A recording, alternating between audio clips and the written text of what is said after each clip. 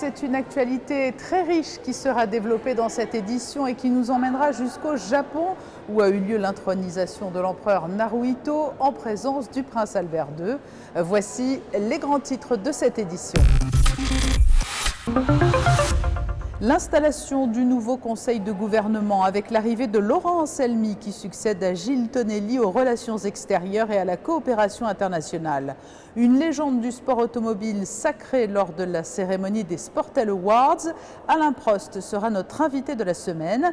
À suivre également dans ce journal le palmarès complet des Sportel Awards. Des graines d'entrepreneurs au lycée Albert Ier à l'initiative de la Jeune Chambre économique de Monaco. Des pompiers du Burkina Faso sont venus rencontrer leurs homologues monégasques et découvrir les casernes de la compagnie des sapeurs-pompiers de Monaco. Enfin, du golf avec le traditionnel rendez-vous caritatif et sportif organisé par la Star Team for the Children. Mais pour débuter donc ce journal, un détour par le Japon où se trouve actuellement le prince Albert II. Le souverain a assisté la nuit dernière à l'intronisation de l'empereur Naruhito. Plus de 2000 invités avaient été conviés à cette célébration au palais impérial de Tokyo, dont des chefs d'État et dignitaires venus de 180 pays. Naruhito, âgé de 59 ans, est devenu le 126e souverain du Japon le 1er mai dernier, au lendemain de l'abdication de son père Akihito pour des raisons de santé. Mais la succession sur le trône du chrysanthème est un long processus, dont le point d'orgue était donc la proclamation officielle de l'intronisation la nuit dernière. Retour en principauté pour poursuivre cette édition avec le premier conseil de gouvernement pour le nouveau ministre des Relations extérieures et de la coopération internationale. Laurent Anselmi a officiellement pris ses fonctions lundi. Il succède à Gilles Tonelli et vous le voyez sur ces images, le conseil de gouvernement du jour s'est effectué en présence des caméras de la BBC qui réalise actuellement un documentaire sur Monaco. Le Sportel vient de refermer ses portes au Grimaldi Forum et pour la première fois, ce rendez-vous du sport business s'est déroulé sur 4 journées pour marquer son 30e anniversaire. Alors le Sportel, ce sont bien évidemment des rendez-vous professionnels, mais pas seulement. C'est aussi une soirée de remise de prix, les Sportel Awards. Voici le palmarès avec Frédéric Elion. C'est un des plus grands pilotes de l'histoire de la Formule 1. Ses duels épiques sur la piste avec Ayrton Senna restent dans les mémoires.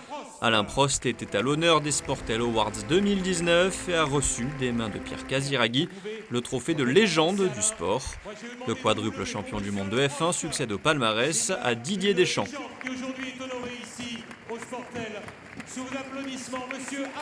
Les Sportel Awards, c'est aussi une compétition internationale qui récompense les meilleures séquences sportives de l'année écoulée. Le prix du jury a été attribué à Vincent Alix pour son intérieur sport presque parfait sur le golfeur Jean Van de Velde. Le prix du ralenti met également à l'honneur la Formule 1 avec Pit Lane Slow Motion, une séquence d'images tournées dans les paddocks. Le prix du documentaire Peace and Sport revient lui à l'Espagnol Jaime Murciego pour Box Girls. Retrouvez l'intégralité des lauréats sur le site www.sportelawards.com.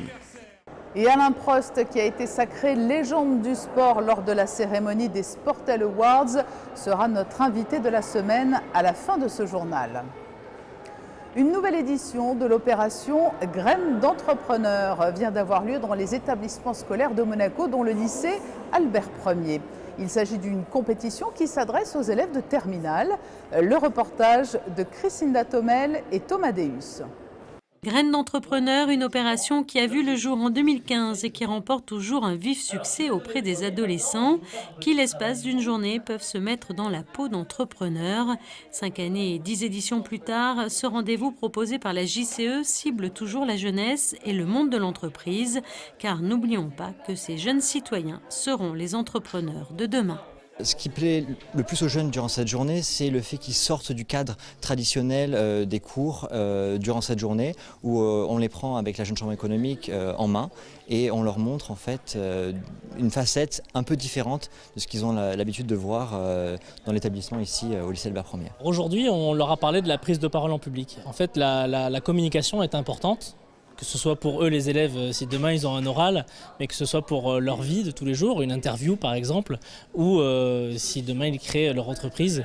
Quand on rencontre un investisseur, il faut prendre la parole en public. Donc aujourd'hui on a parlé de quelques clés finalement, des clés pour avoir une bonne posture, une bonne attitude et puis pouvoir convaincre les personnes à qui on parle. Les clés tout d'abord, il y a être bien positionné, bien ancré dans le sol et être rassuré. En fait souvent ce qui fait peur aux gens c'est le trac. Et donc il faut maîtriser son corps tout simplement. Donc la maîtrise du corps elle passe par la respiration, par la posture qu'on va avoir sur scène. Après on parle de vouloir vocal. Le vouloir vocal, c'est que les personnes qui sont dans une salle, même si vous n'avez pas de micro, doivent pouvoir vous entendre. Donc c'est essayer de porter sa voix toujours un peu plus loin pour que les personnes qui sont dans le fond puissent vous entendre et pas avoir un brouhaha et perdre à un moment donné l'attention du public. C'est assez intéressant à voir, mais de nombreux étudiants se voient déjà en fait à monter l'entreprise pour laquelle ils ont travaillé toute la journée. J'ai vu en fin de matinée déjà certains étudiants qui me disaient que où est-ce qu'ensuite ils pouvaient demander de l'aide pour pouvoir monter leur start-up, monter leurs idées, vers qui ils pouvaient se tourner pour pouvoir finalement mettre en œuvre le projet qu'ils avaient créé ce matin. Durant quelques heures, ce sont 5 équipes composées de 4 à 5 élèves qui ont étudié le marché actuel pour donner vie à un projet. Des projets inédits ou insolites comme Young Angel, une entreprise qui cible les jeunes de Monaco. On a créé un numéro vert, donc c'est une application pour les jeunes qui sont dans le besoin. Par exemple, dans une soirée, si ton copain il fait un coma éthylique et tu ne sais pas quoi faire, tu ne peux pas appeler tes parents, tu vas appeler cette application qui va te renvoyer vers des professionnels et en fait ils vont t'expliquer qu'est-ce que tu dois faire sur le moment et ils vont te rediriger vers des services, l'hôpital, les pompiers, etc. Et ils peuvent servir d'intermédiaire entre tes parents et toi pour pas te faire engueuler, quoi. Des projets originaux très axés sur les nouvelles technologies et qui ciblent la jeunesse, l'écologie ou encore le bio. Et après avoir présenté leur projet, les équipes ont été départagées par un jury. Et c'est le projet Moneco, une offre de recyclage de déchets sur place, qui remporta la première place de ce challenge organisé par la JCE. Un rendez-vous qui a eu lieu certes au lycée Albert Ier, mais également au sein de l'établissement FANB. Depuis 2004 et le don d'un véhicule de désincarcération par Monaco, la coopération avec le Burkina Faso s'est intensifiée. Dernier événement en date, la venue en principauté de pompiers burkinabés. Sandrine Nègre les a suivis. Elle était en principauté. La BNSP, Brigade nationale des sapeurs-pompiers du Burkina Faso, a rencontré ses homologues monégasques afin d'assister notamment à la restitution de l'évaluation de leur partenariat pour la période 2016-2019. Nous avons demandé un auditeur indépendant, un expert indépendant, d'auditer justement ce partenariat pour savoir exactement si nous étions répondait aux attentes du pays. Et en définitive, ce qui ressort de ce partenariat, c'est que déjà, avant tout, il a été identifié comme un partenariat extrêmement particulier et singulier, puisque c'est un partenariat qui est proche à échelle humaine, qui est à l'écoute, je dirais, de nos partenaires, notamment la brigade des sapeurs-pompiers du Burkina Faso.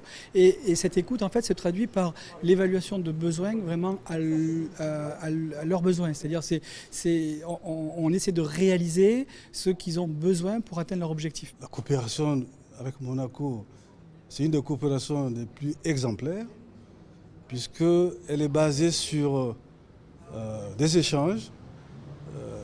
Nos camarades de Monaco nous demandent, et surtout aussi les experts de la coopération internationale de Monaco, et ils viennent, nous discutons, nous échangeons sur nos difficultés et ils nous demandent où est-ce que nous voulons qu'ils nous aident. Grâce à la coopération avec la principauté de Monaco, nous avons pu obtenir 4 motos qui permettent aujourd'hui au niveau de la capitale d'intervenir au profit des citadins, des populations, dans un délai d'intervention raisonnable.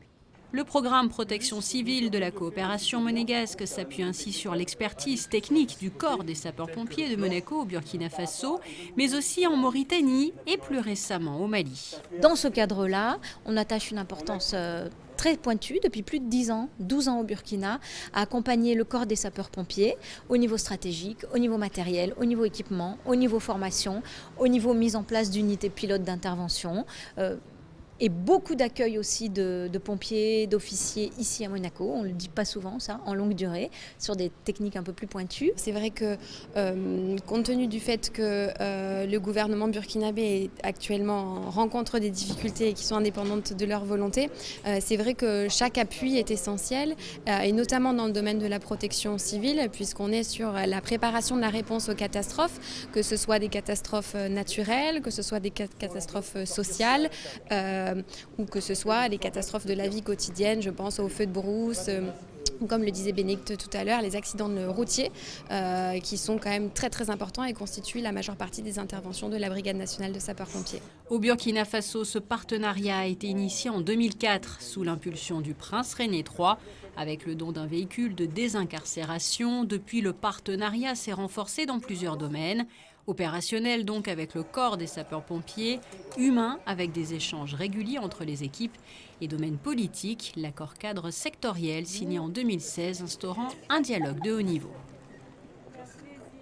Nous évoquions au début de ce journal le Sportel. Il y avait également de très nombreuses stars du monde du sport sur les greens du Golf Club de Monte-Carlo mardi à l'occasion de la 17e édition du World Charity Tournament organisé par Star Team for the Children. Christine Datomel. Lorsque les sportifs les plus influents du moment s'associent à la Star Team for the Children, c'est pour la bonne cause. Après le match de football qui a lieu chaque année en préambule du Grand Prix de Monaco et qui réunit les pilotes de F1 aux membres de l'association monégasque, cette fois, c'est sur le green du golf du Montagel qu'une vingtaine de sportifs s'est réunie pour soutenir une nouvelle fois les enfants en difficulté de par le monde. Tout le monde, compris moi que je suis ici, on a eu de la chance dans la vie. Que malheureusement, maintenant, de millions d'enfants, centaines de millions, ils ne l'ont pas. Alors on cherche de les aider parce que si l'on, comme exemple, nous, qui on a eu beaucoup de la vie, il lui donne l'esprit de faire pour devenir quelqu'un et pas être un visage comme ils sont maintenant dans le monde entier. Et avec ce que nous on recueille, on aide. On fait d'intervention dans le monde entier. Et on est petite, mais on a fait beaucoup de choses. Soutenir les enfants souffrants à travers le sport, une belle initiative qui séduit depuis de nombreuses années maintenant et les bénéfices de cet événement seront reversés cette fois à la Fondation monégasque Alexandre Savchuk, une association qui œuvre pour la prévention contre le cancer et qui soutient différents projets de recherche. C'est déjà la deuxième année qu'on collabore avec elle et toutes nos recettes, on les passe à cette fondation en espérant que ça sert pour aider des enfants. Mais ils font beaucoup de choses et c'est déjà très très bien. Le coureur de rallye Gilles Panizzi, le skieur Edgar Gros-Piron, le pilote de Formule I Jérôme D'Ambrosio ou encore la golfeuse Lucrezia Colombotto, tous ont répondu présents à l'invitation de Mauro Serra. C'est pour la bonne cause, c'est pour les enfants, c'est important pour nous tous et en même temps ça se fait dans une super ambiance. Je connais bien Lucrezia, d'autres personnes qui sont ici, donc on prend beaucoup de plaisir et si c'est pour la bonne cause, bon ben voilà, il faut le faire et on le fait avec plaisir. Alors ça change un terrain de golf d'un circuit ? Ça n'a rien à voir du tout, le golf et la course automobile, c'est très différent même si ça reste un sport et donc si on veut le pratiquer à haut niveau, il y a des similitudes entre ce que fait Lucrezia, entre ce que je fais moi dans la voiture, en termes de concentration, de passion pour ce qu'on fait, mais de manière pratique c'est très différent, je suis beaucoup moins doué au golf. J'ai accepté pour aider les enfants vu que c'est pour la charité et c'est un très bel événement où il y a beaucoup de sportifs. Et ça me fait très plaisir de jouer. Après le green, la Star Team for the Children revêtira très prochainement son manteau blanc, car c'est sur les pistes de ski qu'aura lieu le prochain rendez-vous de l'association. Et si le lieu reste encore secret, nous connaissons d'ores et déjà les dates du 18e World Star Ski Event. Il s'agira des 6 et 7 mars prochains. C'est un autre sportif de renom qui nous attend maintenant. Alain Prost est l'invité de la semaine. Il est interrogé par Fabien Bonilla.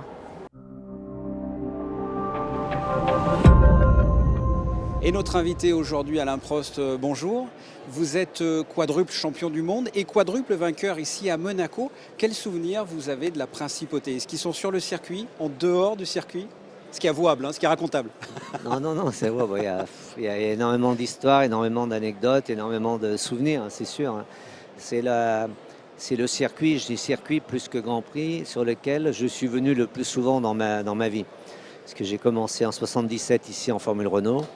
Et à part, je crois, une année ou deux où je ne suis pas venu, depuis 77, je suis venu tout le temps, dans des rôles différents.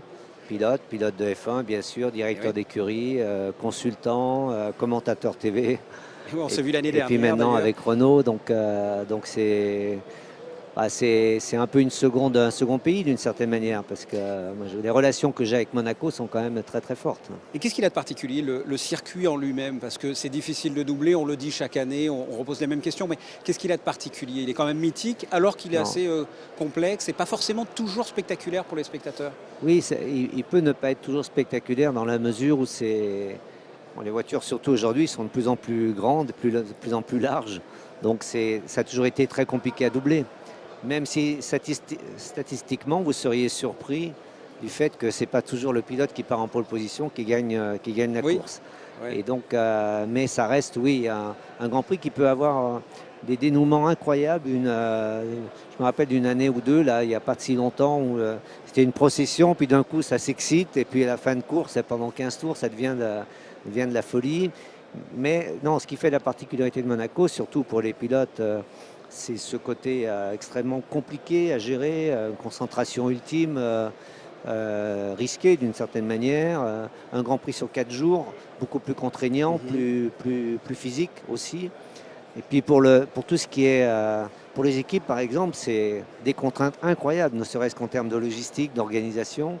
Et pour le public, un Grand Prix qui se passe autant sur place qu'en dehors, hein, sur les bateaux, dans les hôtels, dans les réceptions, etc. Donc ça fait un événement incontournable, quoi. J'ai lu que, vous allez me dire si c'est vrai, que votre passion a démarré dans le sud-est, à Antibes, sur le parking de la Siesta, quand vous avez fait du karting, c'est vrai? C'est ici que ça a démarré? C'est ici, et le premier Grand Prix que j'ai vu, alors je ne me rappelle jamais, c'est 68 ou 69, avec mes parents, puisque mon frère, c'est mon frère qui était passionné par la course, il nous a amenés là, et j'ai vécu, c'est l'année où Johnny Servoz-Gavin s'est craché avec la tirelle à la sortie de la chicane du port. Et donc les experts me diront si c'est 68 ou 69, je ne me rappelle pas. C'est pas ça qui m'avait donné d'ailleurs le vrai déclic. C'est un tout petit peu plus tard, justement, karting à la Siesta, en conduisant. Et là, je me suis dit, j'ai vu une étoile et je me suis dit, c'est mon truc, c'est ce que je vais faire. Un mot sur les pilotes actuels, qui vous impressionne? Alors, je trouve déjà qu'on a une génération de jeunes pilotes extrêmement talentueux, très matures pour leur âge. Alors bien sûr, c'est Max Verstappen, c'est Charles Leclerc, bien entendu. Oui, étant la télé de Monaco Info, ça m'arrange, c'est très pour ça. C'est évident, on va dire que c'est les deux que l'on montre aujourd'hui comme les pilotes de demain. Ils ne sont pas encore champions du monde, mais ils ont gagné des courses. Et c'est les pilotes de demain, mais il ne faut jamais oublier, bien sûr, les Hamilton, les Vettel, nos pilotes, hein, Daniel Ricciardo, Hülkenberg, etc., même s'il n'a pas gagné. Il y a énormément de très très bons pilotes, des jeunes comme Lando Norris aussi, Russell, qu'on ne voit pas encore parce qu'il faut aussi la bonne voiture et la bonne équipe. Mais on a une bonne cuvée de très jeunes pilotes. On parle d'Alain Prost juste 2 secondes. Quelles sont les autres passions d'Alain Prost en dehors du sport automobile? Alors moi j'ai une passion, c'est le sport déjà, ça c'est sûr, depuis toujours. Beaucoup le vélo, parce que c'est le sport que je peux faire continuellement, mais j'adore la nature, donc je fais énormément de marches, choses comme ça, dès que je peux. Mais un peu le cinéma, beaucoup l'art aussi, donc des choses que je ne partage pas. Enfin, c'est vraiment des choses pour soi-même. Voilà, mais le hobby du sport est quand même bien ancré dans ma vie. Dernière question que je pose très souvent, est-ce qu'aujourd'hui, actuellement, vous êtes un homme heureux? Je suis heureux parce que je suis... Là, je viens de voir le film La Légende, qui a été projeté là encore... Qui a été coproduit par notre chaîne. La deuxième fois en quelques mois. Et à chaque fois que je regarde ça, je me dis je dois être heureux parce que je suis encore là pour en parler. Et puis j'ai vécu des moments quand même assez difficiles, des accidents incroyables et avec beaucoup de dangers. Donc j'ai fait tout ce que j'ai voulu dans ma vie, donc je peux absolument pas me plaindre. Et la santé étant là, donc voilà, je suis heureux. Ouais. Alain Prost, merci d'avoir répondu à mes questions. Merci. Ce journal touche à sa fin avant de le refermer et découvrons les tendances météo pour les tout prochains jours. Le temps sera couvert au lever du jour, jeudi. De possibles averses orageuses viendront perturber le ciel monégasque en cours de journée. Le vent sera moins fort que les jours précédents et les températures seront en baisse. Elles seront comprises entre 15 et 18 degrés. Oubliez les jours maussades, le beau temps revient à l'approche du week-end. Quelques nuages sont toutefois annoncés pour la journée de vendredi, mais ils ne gâcheront en rien l'effet de beau temps. Plein soleil samedi et dimanche, avant une dégradation du temps prévue en début de semaine prochaine. Attention au mercure qui sera plus frais en matinée. Voilà, vous savez tout des grands titres de l'actualité. À suivre dans la prochaine demi-heure, 2 magazines inédits. Le premier, Regard extérieur, avec pour invité les fondateurs de The Family, suivi de l'émission hebdomadaire de l'ASM.